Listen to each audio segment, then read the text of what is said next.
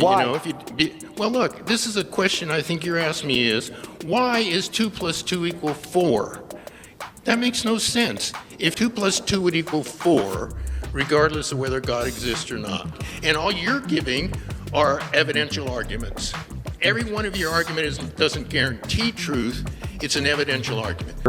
If there is no God, there is no purpose to life, and we're just overgrown germs. We're just, as someone said, we're either God imagers or we're clever, murderous monkeys fighting for control over the banana supply.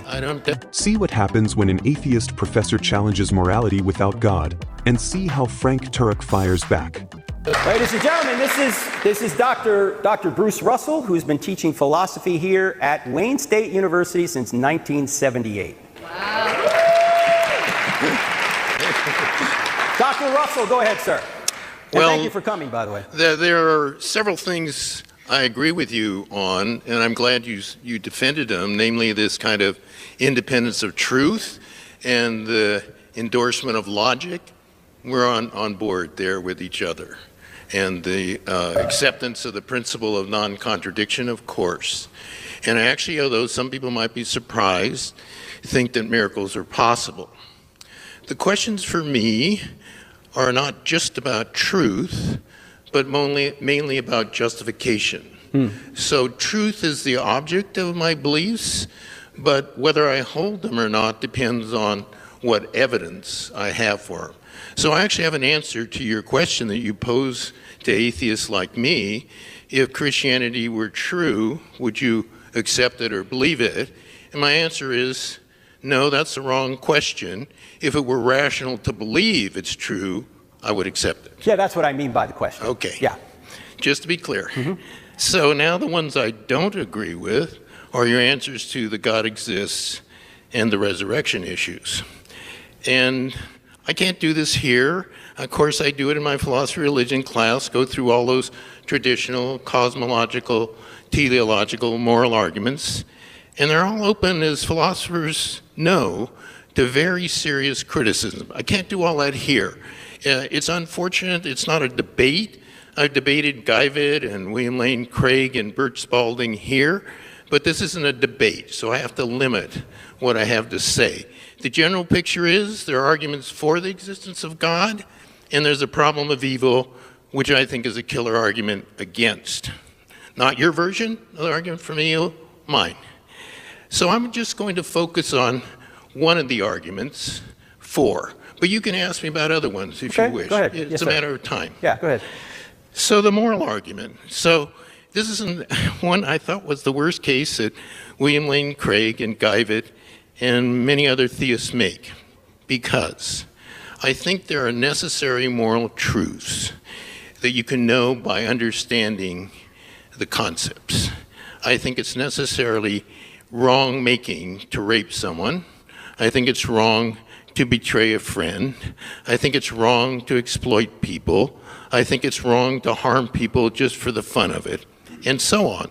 We agree. The question is, what justifies that being wrong? The answer is, it's a conceptual truth, like the truth that knowledge requires true belief, or the truth that, 2 + 2 is 4. That doesn't mean that everyone always believed these necessary truths.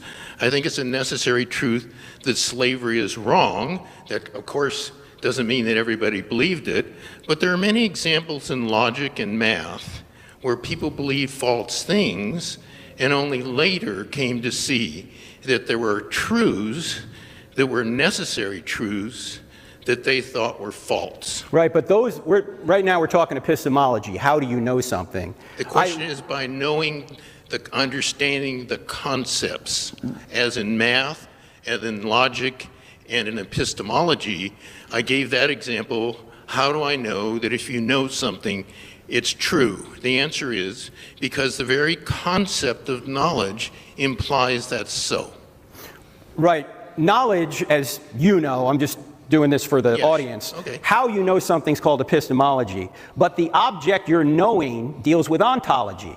The question is, if there is no God, what is the standard that says murder is wrong and rape is wrong and love is good? And why are we obligated to obey it if there is no God? That's equivalent to the question for me, how do we know that 2 + 2 is 4 if there's no God? The answer is we know that 2 + 2 is 4, independent of our any kind of evidence or knowledge of God, because we understand the concepts. And though morality is not about numbers, it's about wrongness. And there are certain concepts that are linked necessarily to wrongness, like rape and exploitation, and the list I partly went through. Right, the question is, why is it wrong to rape or murder if there is no God, there is no purpose to life, and we're just overgrown germs? We're just, as someone said, we're either God imagers or we're clever, murderous monkeys fighting for control over the banana supply. That's a false dichotomy. Why is it though, Dr. Russell? Why is it wrong to say, or why do we have a moral obligation if there's no purpose to life? Oh, because we can have obligations that are not tied to purposes. We're not all consequentialist about morality, but so you can have, breaking a promise can be wrong. Why? Well, look, this is a question I think you're asking me is, why is 2 + 2 = 4? That makes no sense. If you agree that it's conceptually necessary that if you rape somebody, you do something wrong, then it makes no sense to ask, well, how can it be wrong if there's no purpose in life or so forth? Okay, well, first of all, you might be surprised, maybe not to learn, that I believe math is grounded in the nature of God as well. Because you don't think that math is a human conception, do you? I know, I think it's a human discovery. They just are truths. There are always right, you're discovering truth. But it doesn't take God for those truths to exist. 2 + 2 would = 4, regardless of whether God exists or not. Well, how would 2 + 2 = 4 be true if nothing existed? Well, if nothing existed, even the proposition 2 + 2 is 4, it couldn't be, but there's a proposition 2 + 2 = 4 that's necessarily true. And so there are propositions as well as lecterns and microphones and professors. Okay, but my contention is nothing would exist unless God existed. As Leibniz said, if there is no God, why is there something rather than nothing at all? And I think math is actually an argument for a mind, and the idea that our universe is mathematically describable, I think, points back to a mind who created and sustains this universe. Well, you assume that things, there must be some reason for things to exist, but there needn't be reasons for necessary truths to exist. Certainly there needn't be the reasons you cite, namely that life has to have some other lively purpose in life, that those truths could exist.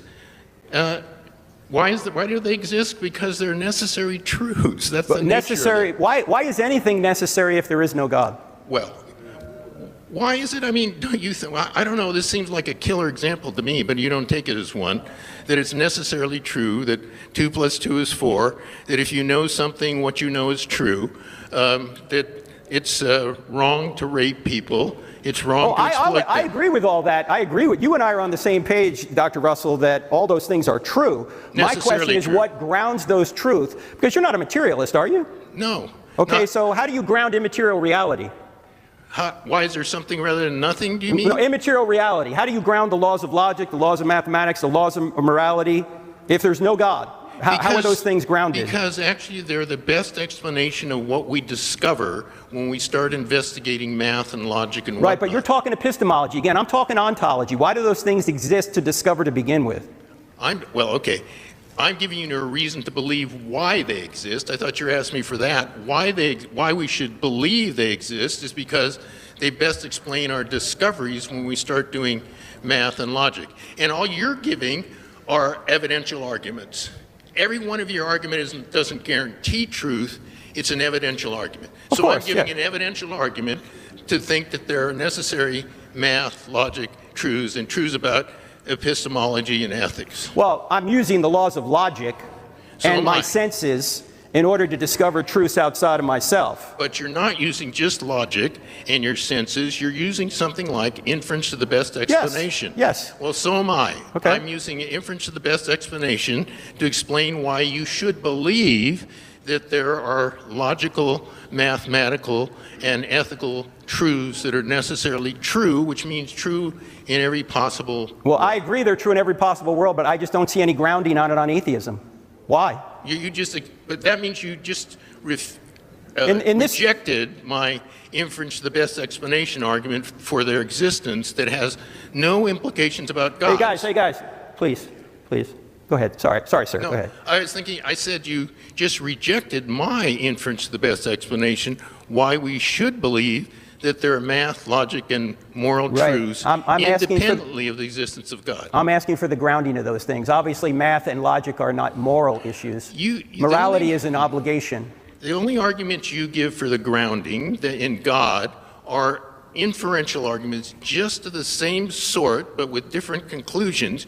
You have ontological conclusions that are based on inference to the best explanation, and I have exactly the same kind of argument to infer that there are necessary truths that don't require God's existence. Well, that's where we disagree. I can't see how there's any obligation if we're just overgrown germs. We're not just overgrown germs. We're people with brains, and having brains enables us to have certain emotions and thoughts and so forth that make us distinct from a lectern or a mouse. Yes, that's true. The question is, how did we get here? And if we got here by a blind process, it doesn't matter how big of our brains are. They're just different in degree, and there's no overall arching purpose to life. It makes no difference in the end whether we murder one another or we love one another. Oh, no, that doesn't follow at all. Well, you just rejected my arguments and said there are necessary moral truths. All right, well, Thanks. yeah, okay, thank you, I've Dr. gone on too Russell. long. Yes, thank you. We can talk some more later, but I appreciate you coming.